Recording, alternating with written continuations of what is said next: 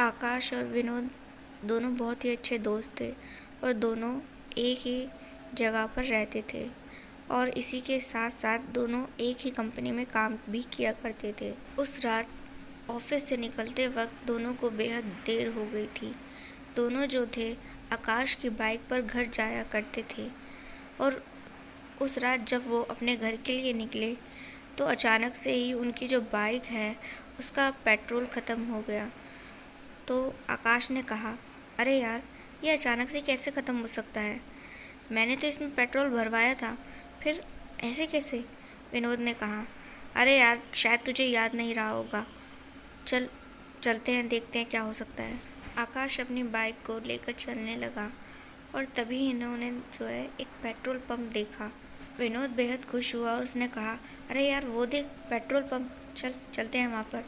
अब ये दोनों जो थे बाइक को लेकर पेट्रोल पंप पे पहुँचे और यहाँ पर जो पेट्रोल भरने वाला बंदा था वो कहीं दूर दूर तक भी दिखाई नहीं दे रहा था। इन्होंने जो है आवाज़ लगानी शुरू कर दी। तो तभी जो है अचानक से ही विनोद के कंधे पर पीछे से एक हाथ आया। वो एकदम से चौंक कर जैसे पीछे पलटा तो देखा एक दुबला पतला सा आदमी जो है वहाँ पर पेट्रोल भरने के लिए खड़ा था। उसकी एक यूनिफॉर्म थी जिसकी वजह से वो साफ तौर पर पता चलता था कि भाई ये तो पेट्रोल भरने वाला है। तो विनोद ने कहा, भाई जल्दी से हमारी बाइक का टैंक फुल कर दो, हमें देर हो रही है घर जाने के लिए। तो उस आदमी ने ना हाँ कहा ना कहा, चुपचाप से जो है वो पेट्रोल भरने लगा। ये दोनों खड़े थे और उस पेट्रोल भरने वाले के चेहरे पर इनकी नज़रें थी। उसका चेहरा एकदम अजीबोगरीब था, जैसे वो इंसान नहीं कोई स्केलेटन हो, एकदम दुबला पतला। उसकी आंखें भी एकदम लाल लाल थी टमाटर की तरह, उनमें जैसे खून दौड़ रहा हो। दोनों उसके चेहरे को देख रहे थे, तभी एकदम से उसने टैंक फुल कर दिया। और यहाँ पर जो विनोद था जैसे ही वो पैसे देने लगा, उस आदमी ने बोला, मुझे पैसे नहीं चाहिए। तो इस पर विनोद बड़ा खुश हो गया, बोला, अरे क्या बात है, इसका मतलब तुमने फ्री में पेट्रोल भरा है, ये तो बहुत ही अच्छी बात है। अब तो हम हमेशा यहीं से पेट्रोल भरवाएंगे। तभी वो जो आदमी था पेट्रोल भरने वाला, उसने एकदम से हंसते हुए कहा, यहाँ पैसे नहीं बल्कि मुझे तुम्हारा खून चाहिए। ये दोनों हैरान होकर उसको देखने लगे। सोचे ये पागल इंसान पता नहीं क्या मजाक कर रहा है हमारे साथ देर रात। कुछ देर तक तो ये दोनों उसको देखते रहे, वो पागलों की तरह हंसता रहा।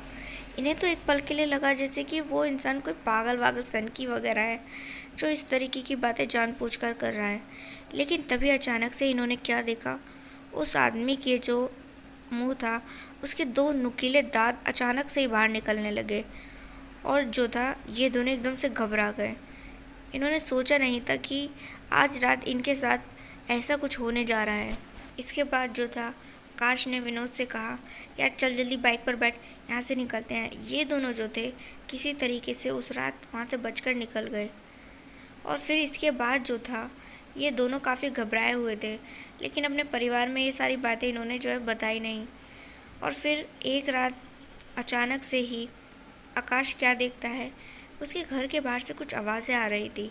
वो जब खिड़की से बाहर झाँक कर देखता है तो उसने देखा कि वो पेट्रोल पंप वाला जो आदमी था वो वहाँ पर खड़ा है और उसके दो नुकीले दांत अभी भी दिखाई दे रहे थे, जिन्हें देखकर उसे बेहद खौफ लग रहा था। उसने जल्दी से अपने दोस्त को फ़ोन किया रात में और वो भी जो है काफ़ी डर गया उसकी बात सुनकर। इस तरह वो पिशाच कभी विनोद के घर के बाहर घूमता तो कभी आकाश के घर के बाहर। शायद वो ताक पर था कि कब दोनों ये उसके शिकंजे में फंसेंगे। दोनों दोस्त बहुत डरे हुए थे और इन दोनों ने तय किया कि ये सारी बातें जो है ये अपने परिवार को बता देंगे। और फिर ये दोनों जो थे अपने दोनों परिवारों को इकट्ठा करते हैं और सब कुछ बता देते हैं।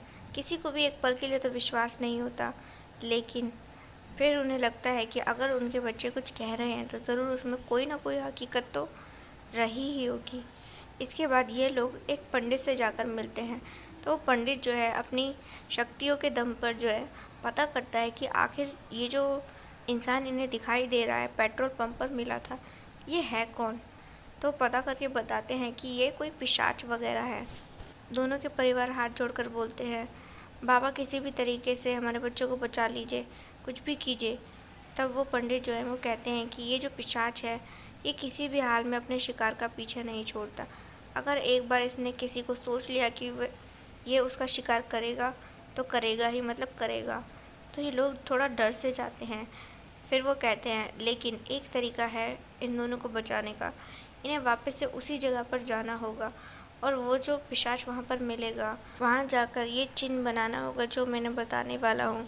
उसके बाद वो पिशाच वहीं जलकर खाक हो जाएगा और फिर कभी इनका पीछा नहीं करेगा।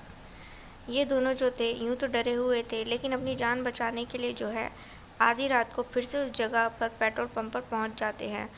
और जैसे ही वहाँ पर पहुँचते हैं तो वो पिशाच भी इन्हें मिल जाता है। पिशाच इनकी तरफ बढ़ने लगता है। उससे पहले आकाश जो है वो चिन्ह जो पंडित जी ने बताया था वहाँ पर नीचे बनाने लगता है।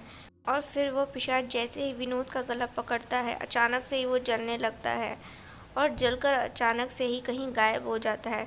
तब जाकर दोनों को जो है जान में जान आती है। और जब वो वापस से घर पहुंचते हैं तो घर वाले उनको ज़िंदा देखकर बेहद खुश होते हैं और वो समझ जाते हैं कि वो अपने काम में कामयाब रहे हैं आज।